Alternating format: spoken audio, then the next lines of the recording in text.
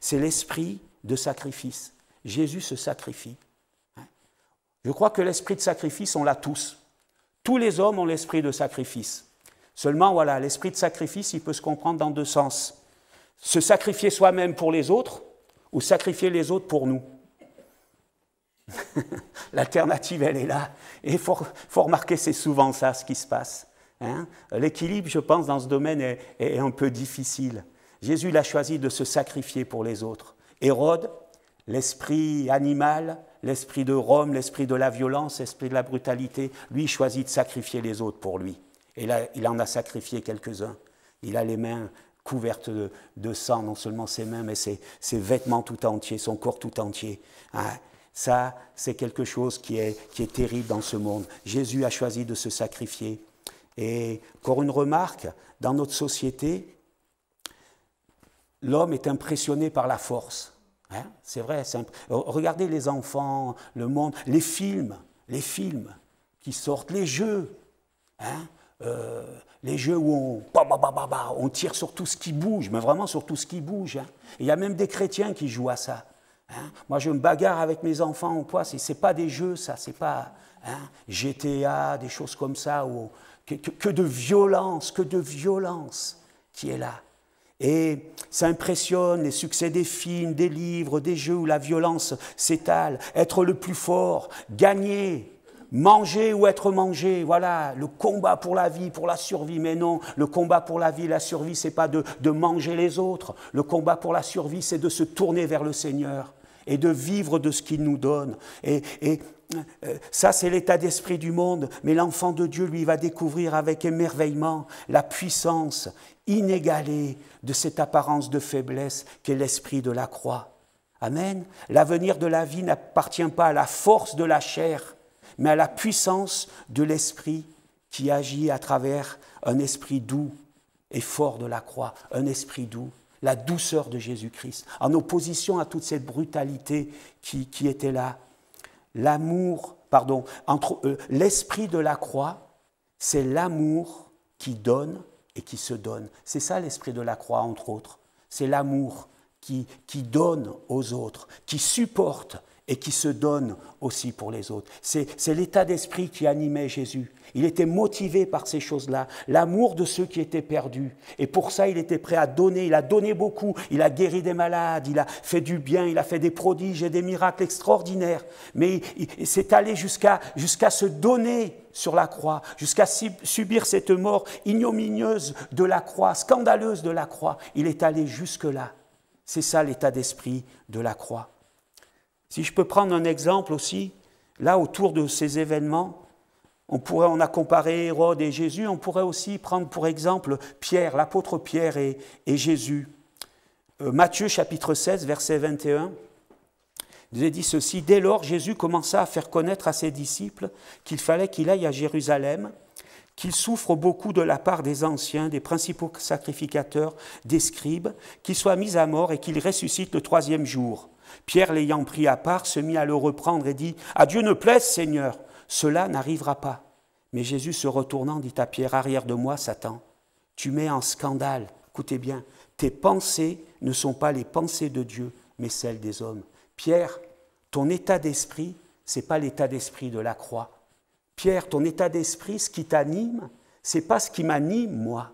Ça, c'est la chair, c'est le monde, c'est la violence. Mais moi, je suis dans un autre état d'esprit, dit Jésus. Je reprends la lecture. Alors Jésus dit à ses disciples, « Si quelqu'un veut venir après moi, qu'il renonce à lui-même, qu'il se charge de sa croix. » Se charger de sa croix, c'est quoi? Se charger de sa croix, c'est donner, et c'est se donner pour les autres. Et qu'il me suive, car celui qui voudra sauver sa vie la perdra, mais celui qui la perdra à cause de moi la trouvera. Sauver sa vie, c'est la garder. La perdre, c'est la donner. Mais c'est la donner pour la retrouver plus belle, plus merveilleuse et plus grande encore. Et Pierre, il ne comprend pas. Il n'accepte pas cette façon de faire, cette façon de triompher. Pour lui, on ne peut pas triompher comme ça. On ne peut pas triompher, c'est au contraire une marque de faiblesse, comme tous les disciples à cette époque-là, à ce moment-là, ils attendaient le Messie qui allait venir, mais le nouveau David, qui allait monter sur le trône et installer le royaume d'Israël, le royaume de Dieu sur cette terre. Comment? Comme David l'avait fait, par la force et la violence. Mais David l'a fait. Jamais le royaume d'Israël n'a été si grand que du temps de David. Mais quand David a voulu construire le temple, le Seigneur lui a dit non, c'est pas possible, David. David, homme selon le cœur de Dieu. David, un exemple pour tous les croyants. David, tu ne pourras pas construire, tu ne peux pas construire un temple pour moi, dit le Seigneur. Et savez-vous pourquoi? Quelle est la raison? David, tu as trop de sang sur les mains. Pourtant, mais Seigneur, ce sang que j'ai sur les mains, c'est pour toi que je l'ai versé. C'est pour défendre le royaume d'Israël. C'est pour agrandir le royaume d'Israël. David, tu ne peux pas construire. Tu as trop de sang sur tes mains. Ouais. C'est quelque chose de terrible qui est là. Et eux, ils attendent un nouveau David. Mais le royaume de Dieu, il ne s'installe pas en faisant couler le sang des autres. Et on le voit autour de nous aujourd'hui. Des gens qui veulent installer le règne de Dieu, le règne de leur Dieu sur la terre. Et comment ils veulent le faire? Par la violence, les bombes, les attentats, les meurtres, les enlèvements, les viols, tout ce qui est contraire à la morale, à ce qui est bon, ce qui est doux et agréable. Voilà comment ils veulent installer le royaume de leur Dieu sur cette terre, par la force et par le pouvoir du sang. Non, non. Le sang, c'est Jésus qui l'a versé sur la croix, pour que plus jamais le sang des hommes ne coule. C'est ce que Jésus a voulu faire. Jésus ne veut pas qu'on fasse couler le sang des autres, de ceux qui n'ont pas les mêmes croyances, opinions que nous. Lui, il a donné son sang pour que plus jamais le sang ne coule. Pierre ne comprend pas ces choses-là. Pour lui, c'est le règne du Seigneur qu'il veut, sans épreuve, sans sa mort. Et s'il doit y avoir mort pour Pierre, que ce soit celle des ennemis de son maître, mais pas Jésus qui doit mourir, c'est ses ennemis. Ah, Pierre, il mettrait volontiers la main. D'ailleurs, il va mettre la main. On y reviendra tout à l'heure. Jésus repousse l'esprit charnel qui anime cet ami, qui est plein de bonnes intentions là aussi. Pierre est plein de bonnes intentions. Mais ce n'est pas le chemin, ce n'est pas l'esprit de la croix. L'esprit de la croix, ce n'est pas de faire couler le sang des autres, c'est de donner son sang pour les autres. C'est ce qui doit nous animer. Je veux donner ma vie. La vie, c'est le sang. Et Seigneur, je veux donner ma vie pour les autres. Je ne veux pas leur prendre leur vie. Mais Jésus il se bagarre contre ça et il ira jusqu'au bout de l'amour de Dieu pour sauver ceux qui sont perdus. L'esprit de la croix, c'est renoncer à soi-même et faire passer les autres avant. C'est ça l'esprit de la croix. L'esprit de la croix, c'est accepter la souffrance, la déception, même la trahison. Accepter de passer pour faible alors qu'on est fort. On n'aime pas ça. On n'aime pas quand on se sent méprisé. Mais Jésus, il est loin de tout ça. Le mépris, ça lui passe dessus, parce qu'il sait qui il est. Et je crois que des fois, on est plein de complexes, on se sent méprisé parce qu'on n'est pas sûr de nous. Mais quand on sait ce qu'on est, on peut tout nous dire, on peut tout nous faire. Je sais que je suis un prince, je sais que je suis un enfant de Dieu, je sais que mon nom est inscrit dans le livre de vie, je sais que ce que je crois, c'est la vérité. Alors, on peut tout me faire et tout me dire, ça n'aura pas de prise sur moi. L'esprit de la croix, c'est être courageux. C'est savoir faire front, calmement, avec ténacité, persévérance. C'est ça, avoir des certitudes, l'esprit de la croix. Je sais en qui je crois. Je sais ce à quoi le Seigneur m'appelle. Jésus savait qui il était. Jésus savait pourquoi il était venu dans ce monde. Tout ça, c'était devant lui, c'était une évidence, c'était pas facile. Mais il savait, il était plein de ces certitudes-là. Et ça l'a aidé. Tout cela peut paraître de la faiblesse, selon les valeurs des hommes, mais c'est une force selon Dieu, toutes ces choses-là. Alors je continue, Matthieu 26, 40. Il vint vers les disciples qu'il trouva endormis. Jésus est là dans le jardin de Gethsémanée et il trouve les disciples qui dorment. Et il dit à Pierre, « Vous n'avez donc pu veiller 1 heure avec moi? Veillez et priez afin que vous ne tombiez pas dans la tentation. L'esprit est bien disposé, mais la chair est faible. » Voilà, Gethsémanée. On retrouve Pierre qui est là. Jésus lutte dans la prière. Et Pierre, qu'est-ce qu'il fait? Il dort. Quand il faut prier, Pierre dort. Il est prêt à faire violence aux autres. Mais pas faire violence à lui-même. C'est vrai que pour se tenir éveillé, des fois, il faut quand on tombe de sommeil, il faut se secouer. Et il faut se battre aussi. Le sommeil nous appesantit. Des fois, on est fatigué, on n'en peut plus. Hein, j'y arriverai pas, j'en peux plus, j'ai envie d'aller me coucher. Je me souviens d'un jour en colonie de vacances, justement, le personnel était en vacances, on était 3 pour faire le boulot d'une dizaine à peu près, et du matin au soir comme ça.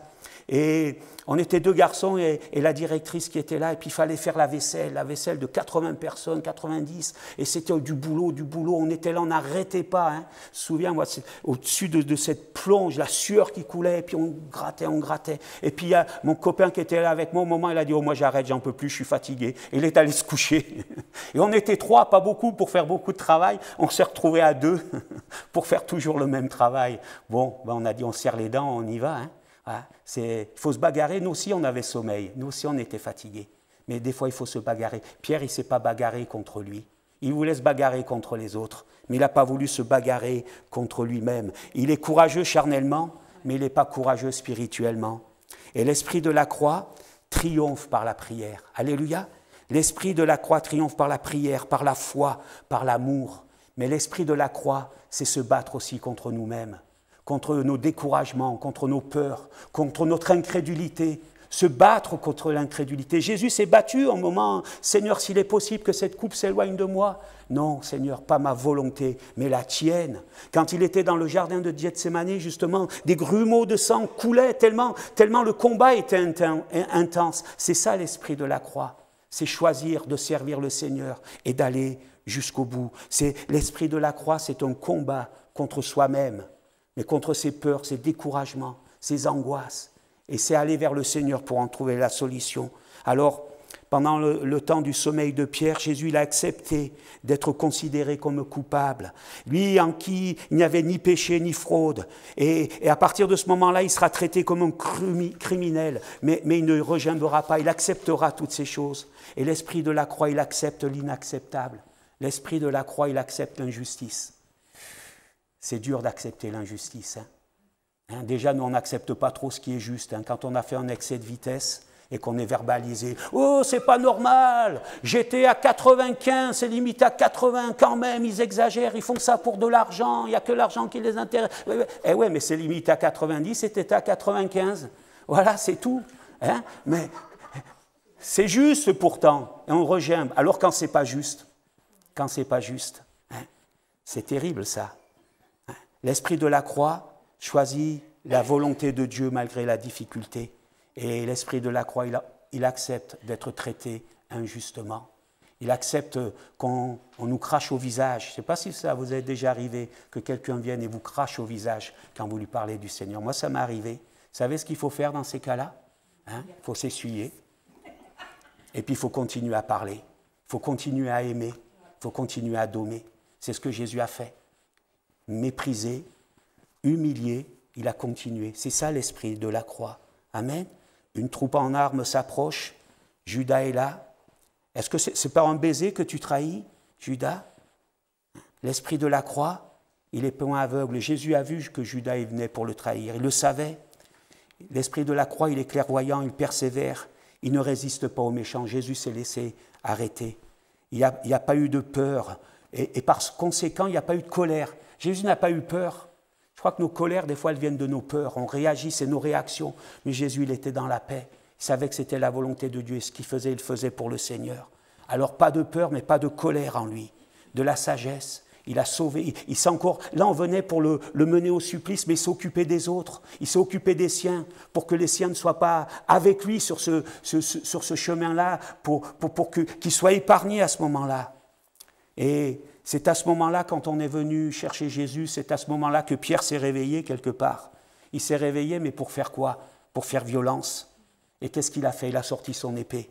Il a sorti ton épée. Pourquoi il avait une épée ? Qu'est-ce qu'elle faisait, l'épée-là ? Ce n'était pas sa place. Mais lui, il était là prêt à se battre. Et c'est ce qu'il a fait. Pierre, c'est l'esprit de la chair qui t'anime. Tu prends ton épée pour une bonne cause, c'est vrai. Tu aimes le Seigneur et tu veux le défendre et tu veux que son royaume soit installé. Alors, tu sais ce que tu dis. Alors, tu frappes. Mais là encore, Pierre, tu te trompes de combat. Au lieu de dormir, c'était prier qu'il fallait faire. Au lieu de te battre contre les autres, c'est contre toi que tu devais te battre. Mais là, il a pris son épée et il a coupé l'oreille du serviteur qui était là, qui venait arrêter Jésus. Et toujours, je dis, quand je pense à ça, qu'est-ce qu'il vivait ? Vous croyez qu'il a visé l'oreille ? Il n'y a pas beaucoup d'espace. Hein. On peut rater l'oreille ou on peut fendre le crâne en deux. Hein. Mais lui, je ne pense pas que c'était l'oreille qu'il visait. Il visait le crâne de cet homme-là. Et pour que l'oreille soit coupée, il fallait que le coup soit porté de haut en bas. Hein. Lui, il voulait tuer, mais le Seigneur ne l'a pas permis. L'oreille est tombée, merci Seigneur. Le sang a coulé, mais Jésus a pris l'oreille et il a guéri cet homme. Et le sang a cessé de couler. Le combat de Dieu, ce n'est pas de faire couler le sang des hommes. Le combat de Dieu, c'est en Jésus de donner sa vie, son sang qui coule sur la croix pour sauver. Mais Pierre n'avait pas compris ça. L'esprit de la croix repousse la violence. L'esprit de la croix repousse la violence. Il est pacifique. La violence, ce n'est pas que des gestes. La violence, ce sont des paroles. La violence, c'est des regards. La violence, c'est des silences. La violence, c'est ne pas aller vers l'autre quand il faut y aller. La violence, c'est ne pas donner à l'autre quand il faut donner. Mais Jésus a fait tout le contraire. Il est allé et il a donné et il s'est donné. La violence ne doit pas exister dans nos vies. Il est pacifique. Hein? Le croyant est pacifique. C'est un homme de paix. Amen. Et voilà, le Seigneur a fait ce miracle. Le dernier miracle qu'il a fait, qui nous est compté, c'est ça. Il a guéri Malchus, celui que Pierre a blessé. Puis quelques paroles de Jésus. Faites du bien à vos ennemis, nous est-il dit. Et là, il le fait. Il fait du bien à ses ennemis. C'est ça l'esprit de la croix. Et c'est quelque chose qui touche. J'ai été touché ces derniers temps par un témoignage, je l'ai mis sur notre bulletin d'information, d'un homme qui s'appelle Mitsuo Fushida, sa nationalité japonaise, hein, avec un nom comme ça. Et cet homme, vous le connaissez. C'est cet homme qui était à la tête de l'aviation japonaise qui attaquait Pearl Harbor. C'est lui qui dirigeait l'attaque, il l'a organisé avec d'autres, mais qui dirigeait cette attaque, et c'est lui qui a crié cet ordre, Torah, Torah, Torah. Hein? Et les avions ont piqué sur la flotte et ont fait de nombreuses victimes. Voilà, cet homme, c'était celui-là. C'était un fervent défenseur du Japon. Il a survécu à la guerre. Il a survécu à la guerre, après des blessures, il a survécu à la guerre. Et après la guerre, il était encore révolté. Il trouvait que tout ce qu'on avait fait au Japon, c'était injuste.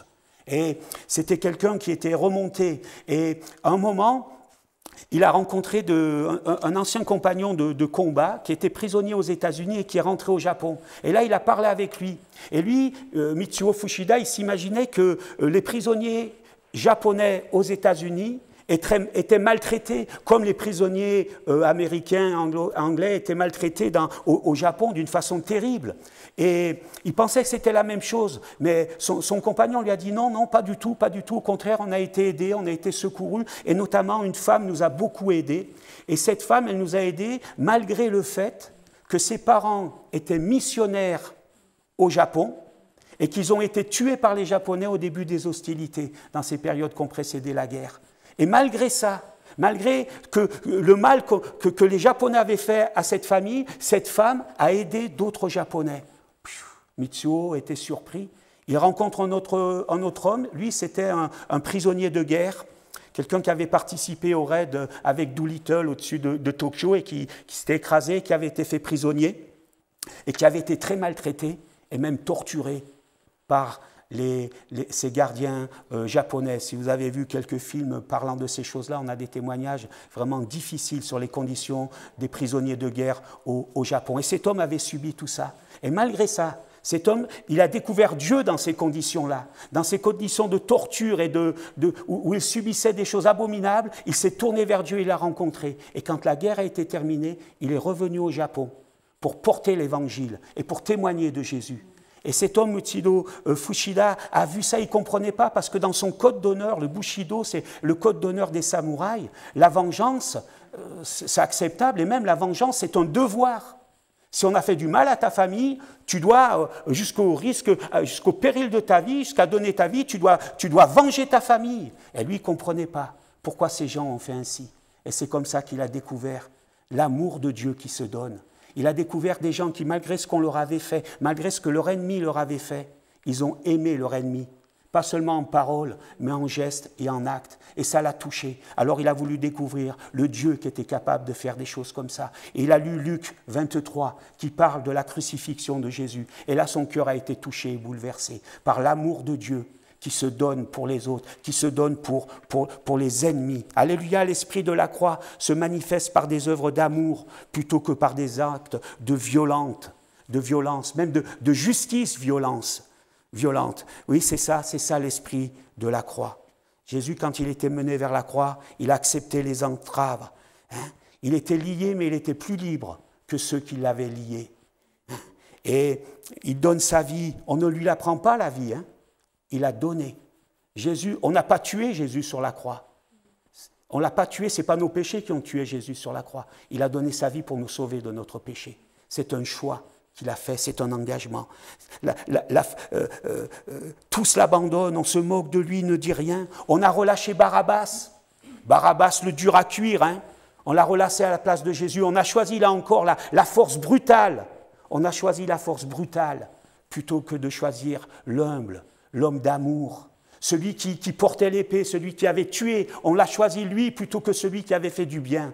Ça, c'est le cœur de l'homme. Il préfère la force brutale à l'amour, à cette apparence faiblesse. Et quand on veut servir le Seigneur, on sera méprisé. On ne sera pas choisi, on ne sera pas élu pour ça, parce que les hommes préfèrent la violence. Mais c'est l'amour de Dieu qui touche. Et c'est vrai, il y a des expressions, il faut savoir se défendre. Ça ne sert à rien d'être trop gentil. Vous n'avez jamais entendu ça? Ou on dit, quand on dit de quelqu'un, « Oh, celui-là, il est trop gentil ». Ça me révolte quand j'entends ça. Il est trop gentil, mais on n'est jamais trop gentil. On est toujours trop méchant. Ça, oui, mais trop gentil, on ne l'est jamais. Si tout le monde était gentil, ne croyez pas qu'on vivrait mieux? Mais, oh, celui-là, il est trop gentil, ça veut dire, mais il faudrait qu'il soit un peu plus méchant. Non, reste gentil. Sois gentil, sois bon, donne-toi pour les autres et laisse les méchants. Que celui qui est gentil, eh bien, soit encore plus gentil, que celui qui est méchant soit encore plus méchant. Tant pis pour lui, mais tant mieux pour celui qui a choisi le chemin de la vérité. Jésus, il est jugé par les politiques, par les religieux, qui lui sont inférieurs, tant au niveau politique. Qui c'est ce roi qui le juge? Lui, il est le roi des rois. Qui sont ces hommes religieux qui le jugent? Lui, il est Dieu. Mais ils n'ont aucune autorité par rapport à lui. Pourtant, ils le jugent. Ils lui sont inférieurs. C'est le monde à l'envers. Il est crucifié par des gens qui sont des coupables. Et lui, l'innocent, il est crucifié. C'est le monde à l'envers. Mais il accepte toutes ces choses-là parce qu'il a un but. Il est animé par l'esprit de la croix. Je veux donner et je veux me donner pour sauver. C'est l'amour qui donne, c'est l'amour qui se donne. On va lui faire porter sa propre croix. Là aussi, il porte sa croix et il souffre encore sur le chemin. C'est quelque chose de terrible. L'esprit de la croix, c'est accepter toutes ces choses-là. L'esprit de la croix, c'est contraire à notre nature. C'est contraire à notre nature, aux exigences de notre justice même. Nous, on aime bien, il faut être juste. S'il y avait un Dieu, s'il y avait un bon Dieu, disent les gens, et il y a un bon Dieu, mais sous-entendu, s'il y avait un bon Dieu, qu'est-ce qu'il attend pour agir? Mais s'il agissait, tous les hommes seraient perdus. Et Dieu use de patience. Il n'agit pas encore parce qu'il veut que le maximum soit sauvé. Alors, voilà, il y a toutes ces raisons qui peuvent nous animer, nos droits, mon droit, mais l'esprit de la croix, il faut accepter la mort à soi-même. C'est ce que Jésus a accepté. Il a accepté de mourir à lui-même. Et je voudrais terminer avec ceci, un exemple encore. C'est Élie sur le mont Carmel. Vous connaissez cette histoire? Il y a un défi. Le peuple d'Israël s'est éloigné de Dieu. Alors, Élie va proposer un défi. On va voir le Dieu qui répond. Il dit au prophète de Baal, faites ce que vous avez à faire et on verra si votre Dieu répond. Moi, je vais faire ce que j'ai à faire et on verra si mon Dieu répond. Et le Dieu d'Élie a répondu et c'était quelque chose d'extraordinaire. Mais ce sur quoi je voudrais pointer le doigt, c'est Élie a sacrifié un taureau. Pourquoi un taureau? On voit les agneaux, les béliers, les brebis, mais il a sacrifié un taureau. Et il a dit, on va prendre un taureau, on va le tuer, le taureau. Mais ils ne l'ont pas seulement tué, vous savez ce qu'ils ont fait? Élie, il a dit, il faut le couper en petits morceaux. En petits morceaux. Et il a été mis sur l'autel. De l'eau a été mise, etc. Et le feu du ciel est venu. Et le sacrifice a été consumé, et le sacrifice a disparu. Plus de taureau. Et moi, je pensais à ça, je me dis, pourquoi un taureau? Pourquoi un taureau? Le taureau, c'est synonyme de quoi? De force, mais de force brutale. de force animale. Je me souviens d'une sculpture que j'ai vue d'un taureau qui était vraiment en grandeur nature, et le sculpteur avait rendu toute la puissance, mais toute la férocité aussi. C'est un animal féroce, le taureau. Hein, c'est vrai qu'il meurt dans l'arène, mais il meurt après avoir été sérieusement conditionné pour que l'homme puisse le tuer. Et dans des conditions normales, c'est pas sûr que l'homme gagne. Hein. Mais le taureau, c'est la force brutale. Hein. Le taureau, c'est le mal dominant. C'est des muscles saillants. On imagine le taureau quand il a des yeux exorbités, pleins de violence et de haine, injectés de sang. Le taureau qui est prêt à encorner, qui est prêt à piétiner. Ce taureau, il faut qu'il soit tué. Mais ce taureau, c'est quoi? Ce taureau, c'est toute la bestialité qui est dans l'homme. C'est toute cette bestialité, cette férocité, cet esprit du monde, cet esprit animal qui prône la force, la violence. Il faut que tu sois un homme. Il faut être un homme, mon fils. Il faut être un homme, ma fille. Hein? Ah, mais maintenant on dit ça. Il faut s'affirmer, il faut ceci, il faut ça. Tu arriveras en piétinant les autres. C'est la force brutale. Et c'est à cause de cette force brutale, cette animalité, que le peuple d'Israël s'était éloigné de son Dieu. C'est l'esprit qui animait, ce taureau, c'est l'esprit qui animait le peuple d'Israël. La brutalité, la férocité, l'animalité, dans toute sa primitivité, c'est quelque chose de malsain qui est là. Et le Seigneur, il dit, tu vas le tuer. Cette animalité en toi, il faut que tu la tues. Mais non seulement il faut que tu la tues, mais il faut que tu la découpes en petits morceaux. Vous savez pourquoi? Parce que si on se contente de faire des gros morceaux, ça risque de se rassembler. Ça nous parle de l'esprit de la chair en nous. Hein. Le vieil homme, nous dit la Bible. Ce taureau, c'est le vieil homme. C'est la vieille humanité bestiale qui est là. Et il faut s'en débarrasser. Jésus, il est venu, il était le Fils de Dieu, il n'avait pas cette animalité-là, pardon. Jésus, c'est l'agneau, c'est le lion, mais ce n'est pas le taureau, ce n'est pas cet animal féroce, sans entrave. Hein. Et il a choisi de donner sa vie sur la croix pour nous sauver. Mais en nous, il y a un combat. Ce combat, c'est pour revêtir l'esprit de la croix. Et pour revêtir de l'esprit de la croix, il faut tuer le taureau qui est en nous. Frère, ma sœur, il faut que tu tues le taureau qui est en toi. Mais non seulement il faut que tu le tues, il faut que tu le découpes en petits morceaux. Et le Seigneur, il fera le reste. Et le feu de l'Esprit de Dieu viendra et ça sera consumé. Et là, tu pourras venir au Seigneur et t'épanouir dans la marche avec le Seigneur. Alléluia. L'Esprit de la croix, il est là aussi. Seigneur, je veux combattre en moi-même. C'est un choix. C'est un choix. Jésus a fait ce choix. Il a choisi, il est venu de son ciel pour ça. Il s'est fait homme pour ça. Et nous, on doit suivre le même chemin. L'Esprit de la croix, il se choisit. Amen. Voilà. La puissance du moi, celle des armes, de l'argent, de la langue, ça a accumulé des ruines dans le monde, toute cette férocité qui est là. Et même dans les églises et dans les vies, ça a détruit des choses. Hein? Seigneur, le taureau qui est en moi, je veux qu'il disparaisse. Je veux me revêtir de cet esprit de la croix, qui est le seul secret d'une bonne victoire, qui soit celui de nos victoires. Alléluia.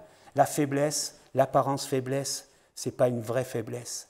C'est la force de ce monde qui est une faiblesse. Ça le détruit. Mais nous ne sommes pas faibles. Amen. Nous ne sommes pas faibles. Nous sommes forts par Jésus-Christ et par le Saint-Esprit. Alléluia. Et nous pouvons donner, et nous pouvons nous donner pour les autres et les amener à vivre des choses extraordinaires pour le Seigneur. Dieu a choisi les choses faibles du monde pour confondre les fortes. Voilà ce que nous dit le Seigneur. Quand je suis faible, nous dit Paul, c'est alors que je suis fort aussi. Amen. Hein? Mais je suis faible aux yeux des gens. Hein? Je suis faible aux yeux du monde. Mais je suis fort de ma communion avec Christ. Je suis fort de mon salut. Je suis fort de mon appartenance à mon Père. Que Dieu soit béni. Amen.